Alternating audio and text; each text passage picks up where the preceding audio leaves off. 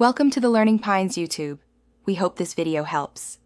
You start by picking the calendar you want to show and making it public so visitors can see events. Once done, open settings for that calendar, go to Integrate Calendar, and copy the provided iframe embed code. Make sure to choose the default view, set width and height, and confirm the calendar time zone so events display correctly for your audience. These steps get you the actual code you'll insert into your site. Next, place that iframe into your website's HTML at the desired location. If your site is responsive, wrap it in a container with max width, 100% so it scales. For WordPress or other CMS platforms, use a custom HTML or embed block to paste the code.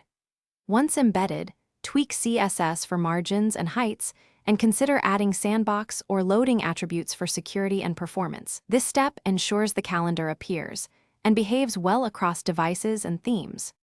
Finally, if you need interaction beyond a simple embed, switch to the Google Calendar API to fetch events, apply filters, and show custom event pop-ups. This requires API keys and basic scripting.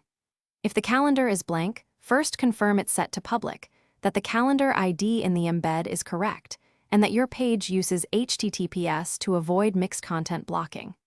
Test in multiple browsers, clear caches, and ensure your CMS didn't strip or alter the iframe code before considering deeper debugging.